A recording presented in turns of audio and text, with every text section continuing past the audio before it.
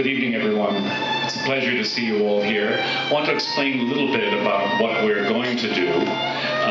Piero and I will be reading first from his poetry from a collection called Nothing is Without Future. In this way, you'll be able to hear the music of the Italian language in Piero's poetry, followed by a reading in English. And you'll get a sense of where he's going in his philosophy that you will hear later expressed in English only at this point in a reading from the book that is being introduced today, The Castaway, which is in fact a continuation of his other book, Sunset in Sarasota.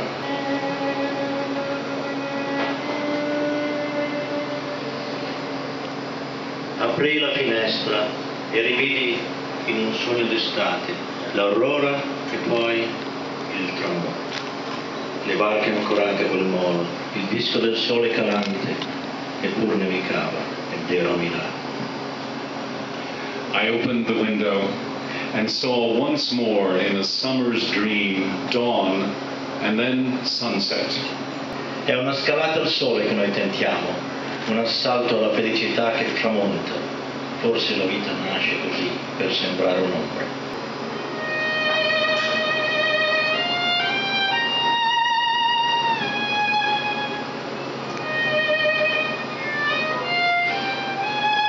Oggi è di ritorno il sole su questi tetti rossi, su quelle poche piante che la città non divora. Oggi rivedo qualcosa di nuovo. È un tormento più forte di ieri, della mia allegria.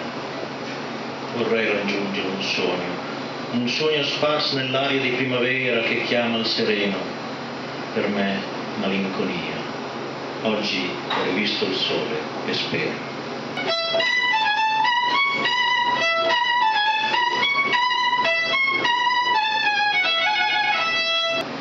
And the Castaway is practically a continuation, another book called Sunset in Sarasota, and came to my mind when Sunset in Sarasota is a story of a guy that was working Wall Street in New York, and I wrote this book many years before the disaster of Wall Street, so it had something to do with that.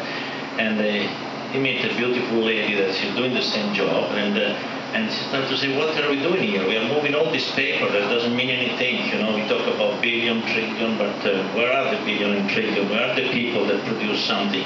So they have a kind of a personal problem. They say, well, we have to go to do a normal life. And they ended in Sarasota. And after happened a lot of things, some tragedy. And so one day, Albert, that is the first character, he goes out with he rents a catamaran and he goes out in the middle of the Gulf of Mexico looking for Marianne, the lady that was with him before. And the book finished like that. And one day I was walking in the middle of the street, a lady said, why you killed this nice guy? Was it just confused? Was very confused, but not. So I decided, okay, let's find a ship that take this guy and bring him to Yucatan because the ship was going that direction. And so this is a Castaway. What I try to do, I write a book that the people can find themselves or part of themselves. I don't want to write a book with the people that kill each other with guns and so on. I ask everybody, each time to everybody when I talk, I say, have you never been caught in the middle of a gunfight? And everybody says no. So why we have to talk about gunfight all the time? Why we don't talk of something that you can find yourself in a little bit of this and that, and so you participate in the story. So that is the reason of my book. And a sample of the beginning of the book as it moves forward into this discussion, and particularly in the introduction of this Jesuit priest. There was no real doctor on board, but the chief officer attended to the man and advised the captain to steer the ship closer to the Yucatan coast and call for help. The crew, anxious about being stuck with a sick man aboard, heaved a sigh of relief when their ailing passenger was taken off the ship and helicoptered to a Yucatan hospital. The Castaway stayed there for 15 days. In the meantime, the local authorities started an investigation in search of the man's name and his origin.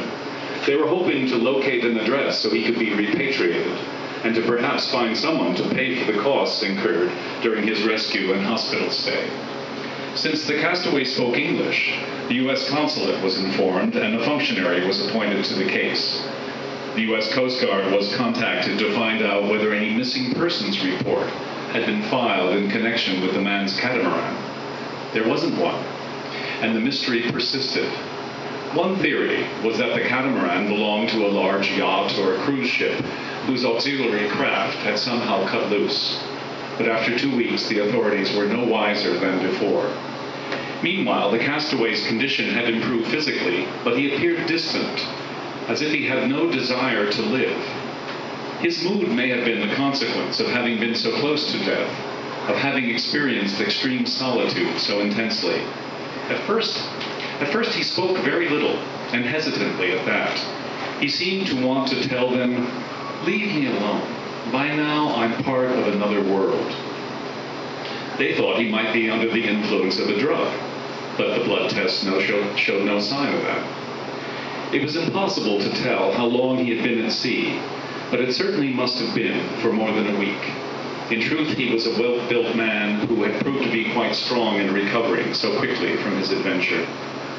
To the insistent questions of the police and hospital staff, he responded that he remembered his name was Joe, but nothing more. He spoke with a clear American accent, typical of the northeastern United States. His way of moving and reacting was similar to that of tourists from that part of the world as well.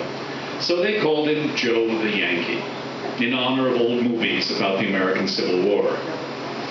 Joe thanked everyone for the attention they were giving him, but he repeatedly asked, "Why have you brought me here, instead of leaving me on that catamaran out at sea? I was fine there. I was happy." Then he immediately